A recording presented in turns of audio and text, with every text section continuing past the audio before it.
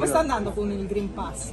Per il momento è ancora prematuro dirlo perché essendo oggi il primo giorno dobbiamo vedere i clienti come risponderanno a questo nuovo obbligo, questa nuova normativa.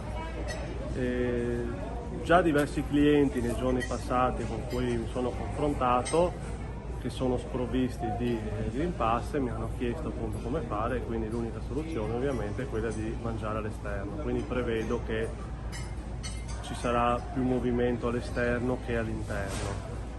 Voi l'avete chiesto a qualcuno questa mattina il Green Pass? Qualcuno vi ha chiesto di entrare? Certo, assolutamente sì. L'avete chiesto e non ha fatto problemi? No, nessun problema. Ho visto che appunto provando la prima volta mi sono reso conto che comunque ci sono dei dati anche abbastanza sensibili, tipo comunque la data di nascita, il nome e cognome, che secondo me potrebbe infastidire qualcuno, però appunto lo scopriremo nei prossimi giorni. Guardi, a pranzo sicuramente siamo un pochino più Come sta andando questo primo giorno con il Green Pass? Allora, il primo giorno quindi è tutto in divenire, siamo un po' in fase di test, visto che iniziamo oggi, sicuramente a pranzo siamo un pochino più tranquilli, fa molto caldo, e invece la sera siamo molta più gente in giro, quindi sicuramente le persone si sentiranno un pochino più serene nell'accomodarsi anche fuori. Noi, come tantissimi altri locali qua in zona, abbiamo i piatti atici, quindi fuori sicuramente non c'è bisogno del Green Pass e staremo a vedere. Mario Di Natale, il titolare dell'Antico Brolo, da oggi entra in vigore il Green Pass per chi consuma all'interno.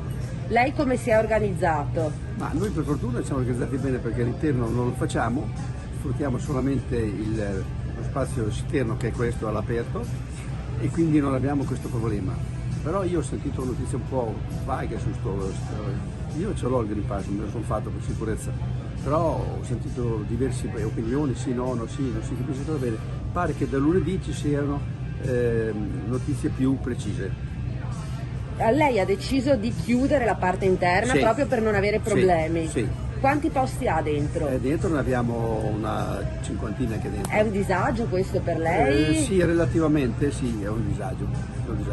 Sì, però evitiamo tantissimi problemi, che qui non li abbiamo, stiamo tranquilli, già ci sono problemi di tutti i sensi in questo periodo, quindi cerchiamo di smussare quelli che è possibile eliminare. Tanti ristoranti e bar sono andati in ferie proprio dal 6 agosto per evitare problemi e aspettare, è vero? Sì, l'ha sentito? Sì, per forza. Sì, perché se ci fossero poi, come si dice, notizie ben precise e tutto, allora sarebbe anche più semplice per tutti, invece così uno dice, io ho detto una cosa che non corrispondeva con la vostra, certo. Ma io mi chiedo una cosa, forse da ignorante, ma non era più semplice fare un'autocertificazione? Era tutto molto più snello, tutto molto meno impegnativo, non induceva noi, che io ho sentito che giuridicamente noi non potremmo fare questa cosa. Non potreste chiedere il documento, dice? No, noi non possiamo chiederlo. Se lei mi dice chi sei tu, io dico sono qui, non te lo do, e va benissimo. Io non posso chiedere una roba così mi hanno detto lì. Lei quindi è favorevole o no al Green Pass? Ma io sì che sono favorevole, certo, favorevole però in una maniera insomma che si sappia come poterla applicare. Ci vuole più chiarezza. Esatto. E invece la vaccinazione, i suoi dipendenti ad esempio? Sì, tutti, ne manca uno ma sta settimana. Sì. Io ho già fatti tutti e due, per la mia famiglia tutti. Al momento c'è una contraddizione, nel senso che è obbligatorio avere il Green Pass per i clienti, ma non per... Sì, esatto. È un po' una contraddizione. Anche questo è vero, è verissimo questo, però per sicurezza lo si fa e così si è coperto. Quando ci sono delle leggi vanno rispettate e quindi le rispettiamo, però bisogna che ci siano le leggi. Fuori quanti posti ha? Fuori ne abbiamo normalmente una sessantina, però con le distanze ne abbiamo 35, 38. Lei non ha neanche il problema della pioggia perché è coperto, esatto, quindi c'è chi è più sfortunato che deve gestire anche quella... Lì è un problema, sì. Noi abbiamo questa fortuna che sono considerati esterni perché noi apriamo e non abbiamo problemi. E quindi è un vantaggio enorme, specialmente in questo momento.